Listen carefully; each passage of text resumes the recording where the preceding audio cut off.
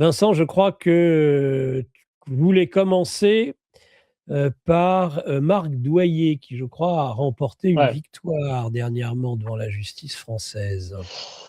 Oui, alors je vais passer de Marc Doyer à Mélanie Maupin également, dont effectivement je décris un peu qui elle était, pour finir avec, hélas, les nouvelles idéologies fascistes et nazies qui, contrairement à ce qu'on croit, sont beaucoup plus à gauche, et notamment à la France insoumise, notamment au moment du vote des lois Falorni, dont je vais parler, et je vais relier tout ça, donc en commençant par la victoire effectivement de Marc Doyer. Donc pour rappeler qui est Marc Doyer, donc les époux Doyer, Marc et Morissette Doyer, donc se sont fait vacciner comme beaucoup de Français dès le début de la campagne, et chacun des époux Doyer a reçu 2 doses.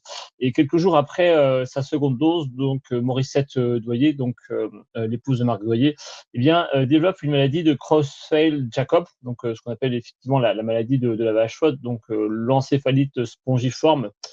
Donc ça va être une lente agonie pour cette femme qui va décéder donc le 3 mai 2022 à l'âge de 72 ans. Donc une mort assez rapide et assez atroce d'ailleurs.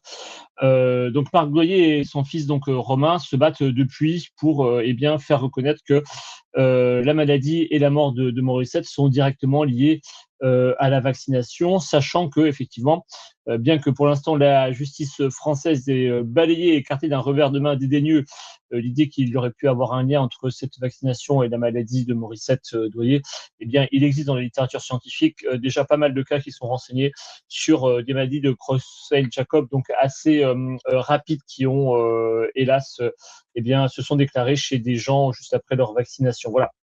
Et donc, dans le procès que Marc Doyer a intenté contre Pfizer, procès très long duquel Pfizer tente de se dégager, en réalité, une décision de justice est intervenue. Alors, c'est une décision uniquement sur ce qu'on appelle la mise en état.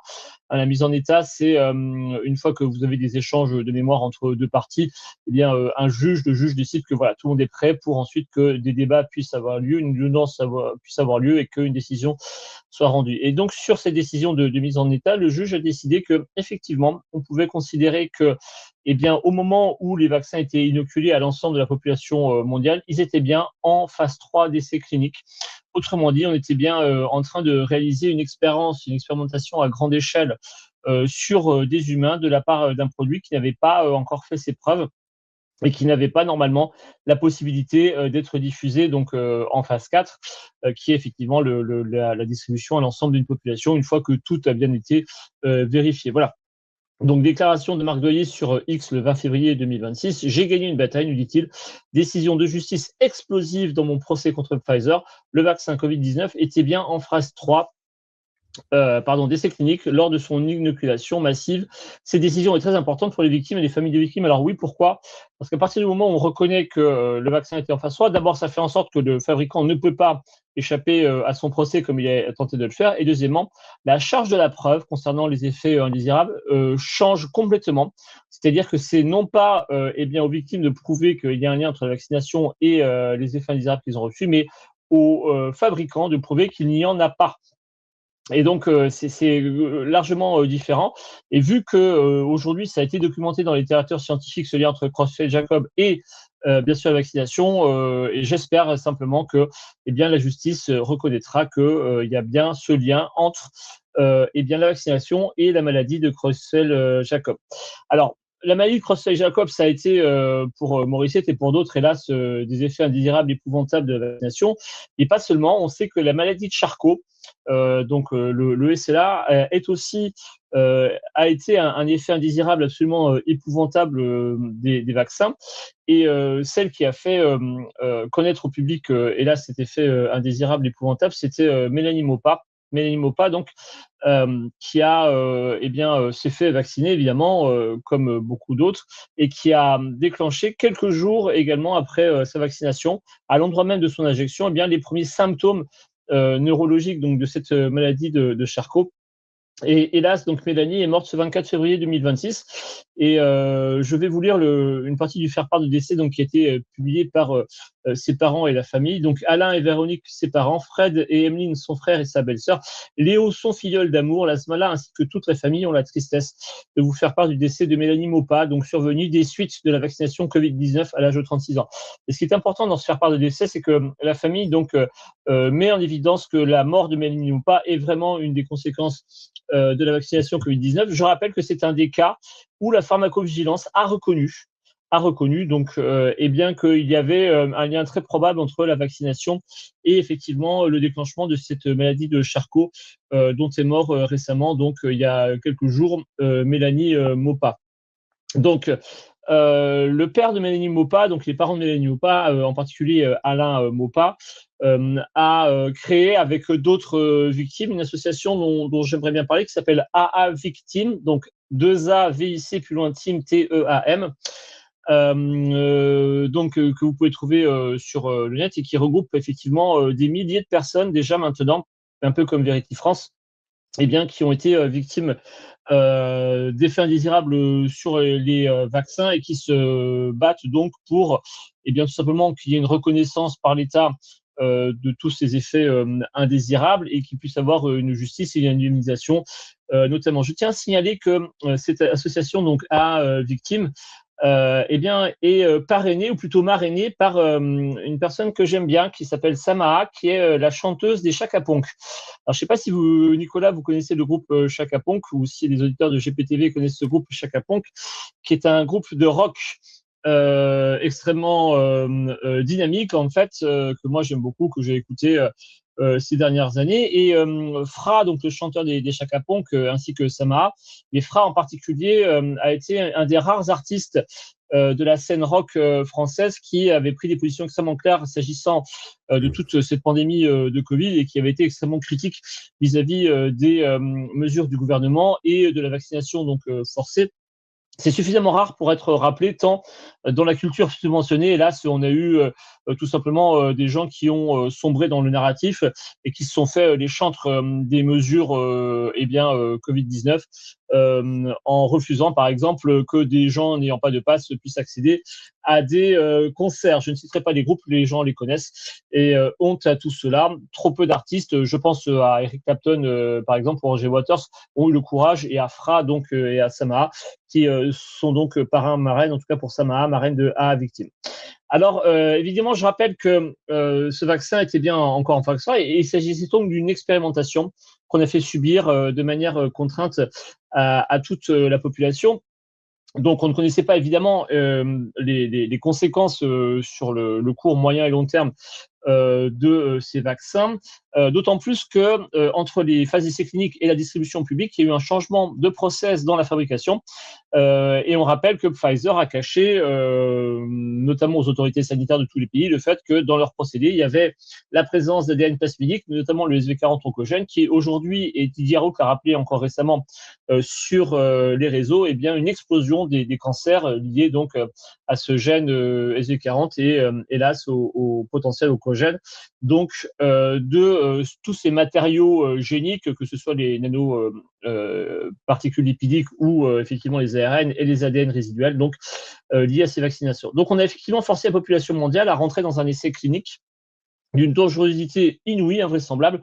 Certaines estimations parlent de millions de personnes qui seraient mortes de ces vaccins. Et le problème, c'est que cette vaccination et l'imposition de cette vaccination, le forçage de cette vaccination s'est fait avec la complicité active donc des pouvoirs exécutifs, bien sûr, mais également législatifs. Or, il se trouve que cette expérimentation vaccinale forcée contredit eh bien, un des codes les plus célèbres de l'histoire, qui est le code de Nuremberg, donc qui a été décidé en 1947 après les procès de Nuremberg sur les médecins nazis, qui effectivement, comme vous le savez, faisaient rentrer les détenus, notamment juifs, mais pas seulement, dans des expériences médicales sans leur dire de quoi il s'agissait. Et donc, le premier point du code de Nuremberg, donc quelque chose qui symboliquement est sans doute le plus important issus donc de ces procès et du bilan qu'on a tiré des expérimentations médicales nazies est formulé comme suit. Donc je vais le relire parce que c'est important. On parle souvent de ce code de Nuremberg sans détailler les 10 points qui sont effectivement issus de ce code-là. Donc je cite ce point numéro 1. Le consentement volontaire du sujet humain est absolument essentiel donc à toute expérimentation médicale. Cela veut dire que la personne intéressée doit jouir de capacités légales totales pour consentir. 2 points. Qu'elle doit être laissée libre de décider sans intervention de quelque élément de force, de fraude, de contrainte, de supercherie, de duperie ou d'autres formes de contrainte ou de coercition. C'est exactement ce qu'on a vécu pendant le Covid. La contrainte, la duperie, la coercition.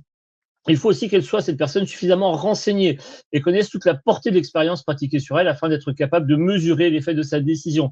Avant que le sujet expérimental accepte, il faut donc le renseigner exactement sur la nature, la durée et le but de l'expérience, ainsi que sur les méthodes et les moyens employés, les dangers et les risques encourus et les conséquences pour sa santé ou sa personne qui peuvent résulter de sa participation à ces expériences. Voilà exactement tout ce qu'on n'a pas fait. On a contredit exactement point par point tout ce qui est dit dans ce point numéro 1 du code de Nuremberg.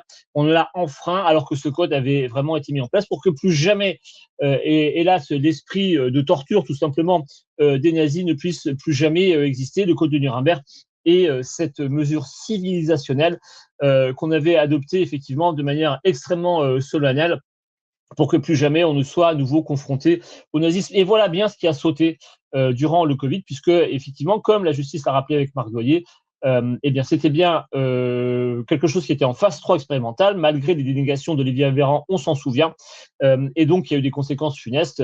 Morissette, bien sûr, et hélas Mélanie Maupas en sont les victimes, je dirais presque sacrificielles, paradigmatiques, et aujourd'hui il y a vraiment besoin de reconnaître tout ce qui s'est passé là. Alors, comme je l'ai écrit dans mon livre, donc qui s'appelle Le totalitarisme en marche, la période Covid, hélas, a été pour moi, mais je suis pas le seul. Je pense notamment à un personnage aussi important que Monsieur Patrick Hetzel, qui était l'ancien donc ministre de l'enseignement supérieur, aujourd'hui qui est un député très actif dans l'opposition qu'il manifeste aux lois Falorni sur l'aide à mourir. La période Covid a été vraiment le retour d'un totalitarisme biopolitique, donc c'est-à-dire en fait tout simplement un extrait du fonctionnement des nazis.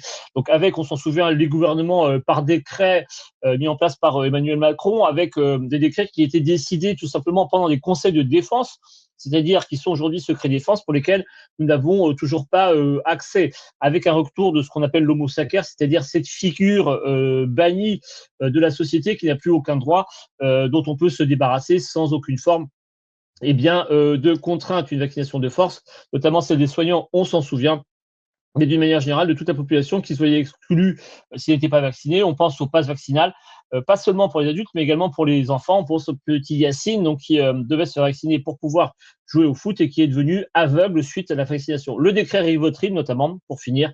Donc, cette possibilité d'éliminer de manière discrétionnaire et administrative donc les personnes âgées et malades, notamment en EHPAD, avec la mise en place des GIR, des groupes d'intervention rapide, qui étaient chargés donc de mettre en place les protocoles Rivotril, c'est-à-dire tout simplement l'exécution, on peut dire, des personnes âgées sans aucune forme de décision collégiale de consentement ou de quoi que ce soit, donc par simple coup de fil, passé tout simplement au milieu de la nuit. Et donc, hélas, évidemment, des gens se sont opposés, comme je l'ai rappelé, à toute cette politique, et c'est de là que sont nés beaucoup aujourd'hui de médias indépendants, on peut le dire. GP TV, sans doute, notamment, qui a été une des voix de la résistance, et vous, Nicolas, l'avez été évidemment de manière tout à fait salutaire, je dirais. Mais la position de la gauche sur la politique vaccinale a été une coopération, voire même une critique d'un gouvernement qui n'en faisait pas assez, notamment par l'intermédiaire des syndicats, qui prétendaient que les salariés, tout simplement, n'étaient pas assez protégés, il n'y avait pas assez de gestes barrières, pas assez de mesures, pas assez de vaccination quelque part obligatoire. Et on se souvient de M. Jean-Luc Mélenchon qui, pendant la campagne de 2022, promettait, si la vaccination était déclarée obligatoire ou conseillée obligatoire par l'OMS, de vous poursuivre. Et il répondait donc lors d'une émission télévisée à une dame, Si cette vaccination était obligatoire, comptez sur moi pour vous courir derrière pour que vous soyez vaccinés. Donc voilà, c'est ça la position de la gauche dans une expérience absolument détestable qui a fait mourir des milliers, peut-être des millions de personnes dans des conditions atroces, comme effectivement la maladie de Creutzfeldt-Jakob ou encore la maladie de Charcot. Et aujourd'hui, on a un problème donc avec le retour d'idées absolument nauséabondes qui ne sont pas celles de l'expérimentation médicale nazie, mais c'est tout simplement des lois Falorni, du nom de ce rapporteur socialiste, sur l'aide à mourir. Et ces lois donc qui sont portées par une association de troubles dont on va voir donc l'association pour le droit de l'aide à mourir dans la dignité, donc on va rappeler un petit peu l'origine. Ces propositions de loi donc qui arrivent aujourd'hui au Parlement sous donc l'égide de l'AD-MD sont soutenues par la gauche et par Mélenchon. Quand bien même ces lois, alors vraiment, et là pour le coup, je vais être très clair, c'est dans le texte, mais vraiment dans le texte, dans l'idée, dans l'idéologie, dans la philosophie, toute la politique des nazis par rapport donc à l'élimination des plus faibles et à leur fameux droit entre guillemets à mourir dans l'indignité. Les nazis, voulaient tout simplement se débarrasser des gens dont ils estimaient que la vie était indigne d'être vécue, et tout ce vocabulaire autour de la dignité, de la possibilité d'en finir dignement entre guillemets, ça avait déjà été récupéré par les nazis au moment donc où ils vont mettre en place le programme T4.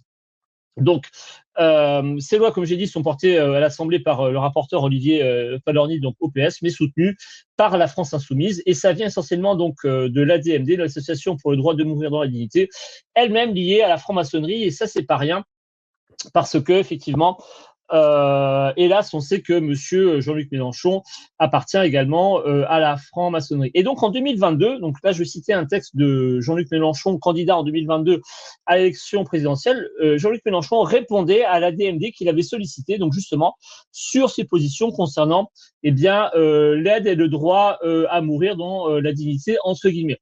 Et donc la réponse de Jean-Luc Mélenchon qu'on peut trouver encore sur son site de candidat, je vais la lire. Depuis sa première candidature à l'élection présidentielle en 2012, Jean-Luc Mélenchon a systématiquement défendu le droit à mourir dans la dignité. Les députés du groupe de la France Insoumise à l'Assemblée nationale, nous dit Jean-Luc Mélenchon, ont pour leur part soutenu la proposition de loi du député Olivier Falorni, donnant le droit à une fin de vie libre et choisie. La reconnaissance de ce droit figure dans le programme L'avenir en commun, donc celui de la France Insoumise, en son chapitre 9, ajouté dans la Constitution le droit à la contraception, à l'interruption volontaire de grossesse, le droit à mourir dans la dignité, y compris avec assistance. Cet engagement depuis de nombreuses années, tant du candidat que du programme qu'il porte, correspond à un parti pris philosophique, nous dit Jean-Luc Mélenchon, résolument humaniste. Voilà, donc mourir et être éliminé plutôt que d'être soigné, c'est pour la France Insoumise un parti pris philosophique résolument humaniste.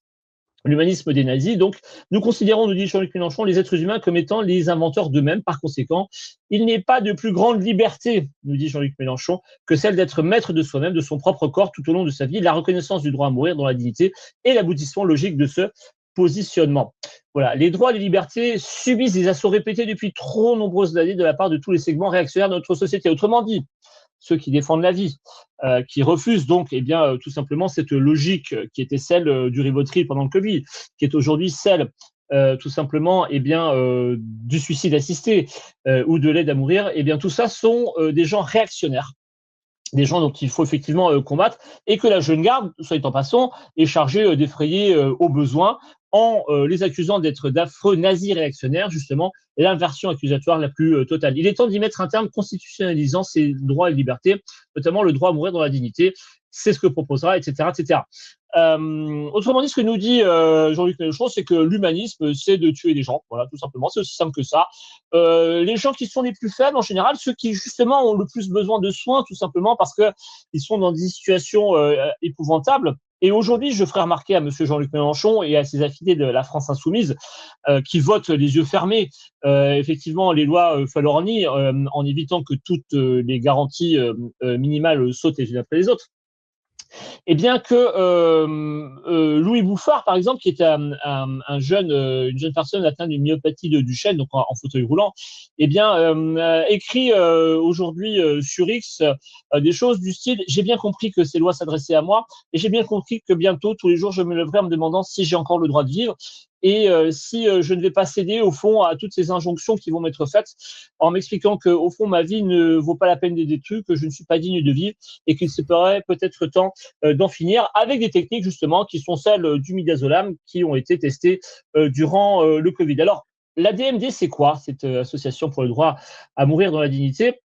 Celui qui nous en informe, c'est un personnage qui s'appelle Gregor Pöpping, donc qui est membre de l'European Center for Law and Justice, qui a fait une longue interview avec Louis Fouché sur ce que Louis avait appelé les entretiens mortels qu'il avait fait donc cet été pour réfléchir sur ces lois d'aide à mourir.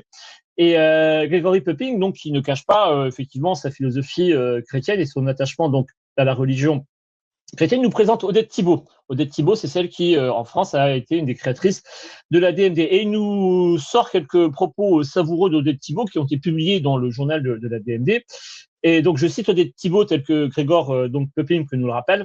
Odette Thibault nous dit: tout individu ne possédant plus ses facultés peut être considéré dans un état sous-humain ou infra-humain, n'est-ce pas, poussé à l'extrême dans le cas du débile profond. Donc voilà, dès lors, beaucoup d'individus sont des morts vivants, déjà morts à l'humain bien avant la fin de leur vie organique. Prolonger cette déchéance, nous dit Odette Thibault, est à mon avis une des plus graves atteintes que l'on puisse porter à la dignité humaine. Dès lors qu'ils sont inutiles ou qu'ils représentent une charge supplémentaire, comme c'est le cas dans les périodes de pénurie, on est content de les voir disparaître. Voilà, c'est ça, Odette Thibault et la DMD.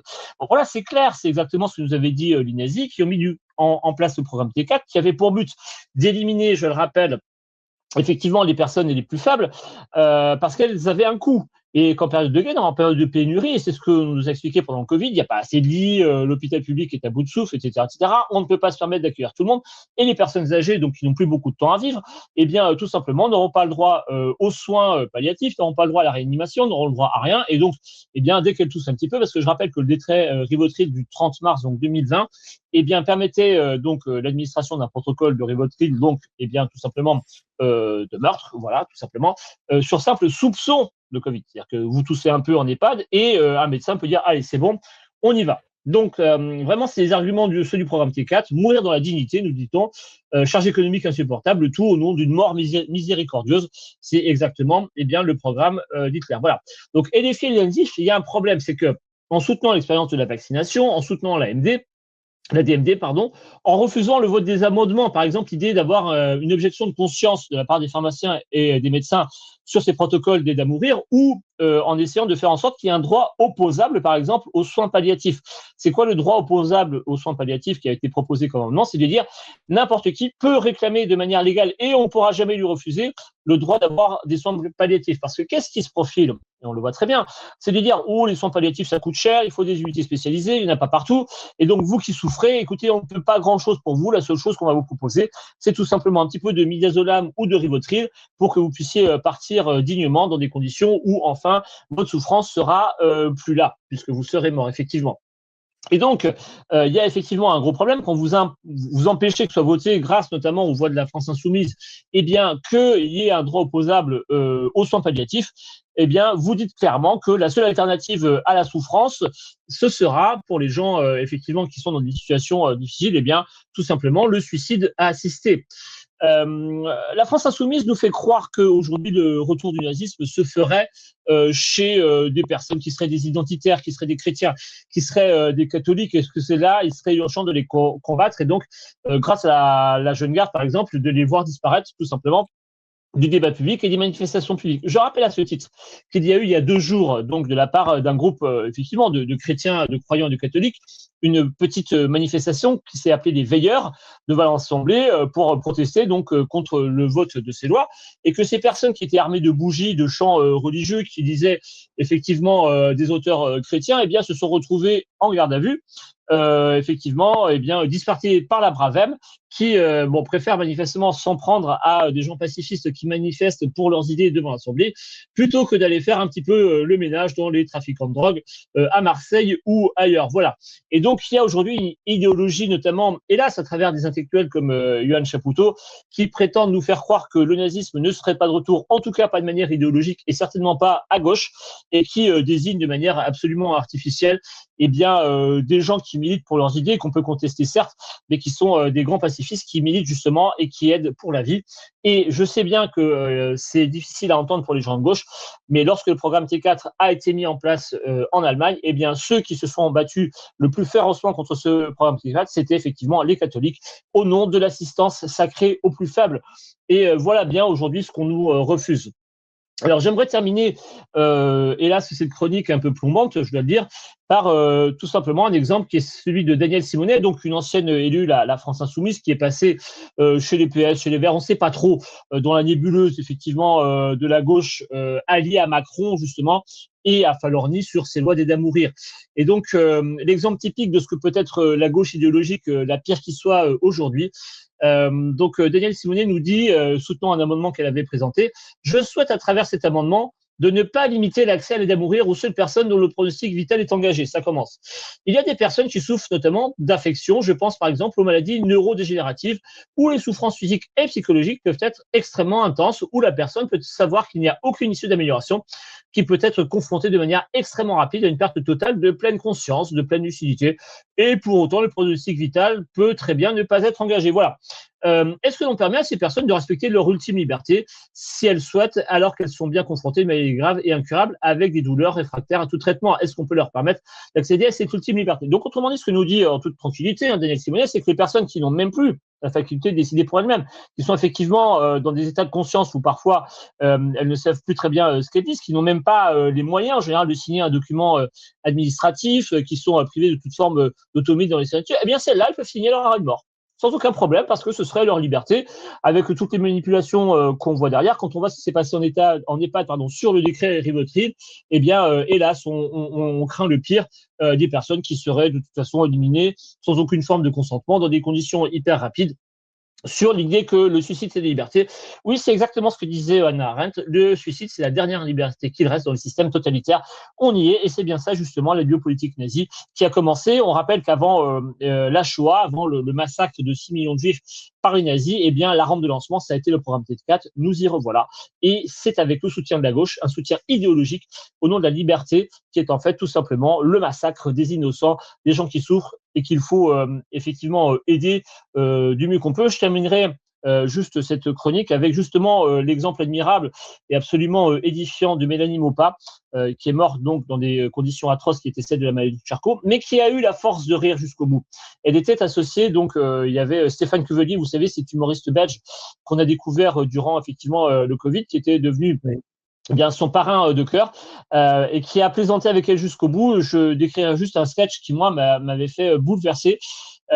C'était Mélanie qui était donc avec Stéphane Cuvelier, et Stéphane Cuvelier déplaçait le fauteuil roulant de Mélanie, elle ne pouvait déjà plus marcher, et tout d'un coup, Stéphane Cuvelier fait semblant de chuchoter à l'oreille de Mélanie et lui dit « Tu sais Mélanie, quand tu m'as demandé de te tirer, je pensais pas que c'était pour déplacer ce fauteuil roulant. » Et donc un petit clin d'œil, et Mélanie s'est mise à hurler de rire, les deux ont ri de bon cœur. Et justement, Mélanie a eu la force de rire de la mort jusqu'au dernier moment, et c'est ça, je trouve, une des plus belles victoires de la vie. Ça m'a fait penser à ce sketch bien connu des proches sur les cancéreux. Et Mélanie nous a montré que la force de vivre, y compris dans des conditions atroces, était le plus beau cadeau qu'on pouvait faire aux gens qui souffraient, qui étaient dans la souffrance, les accompagner jusqu'au bout. Et cet exemple de Mélanie, justement, est un très bel exemple de ce qu'il ne faudra jamais céder à ces lois Farmer-Lormy, qui sont des lois plus que scélérates, qui sont pires que celles qu'on a eues sous le nazisme. Et il faut l'avouer, la gauche et la France insoumise sont complices, responsables devant l'histoire de cela, et j'espère qu'ils le payeront très très cher dans les urnes.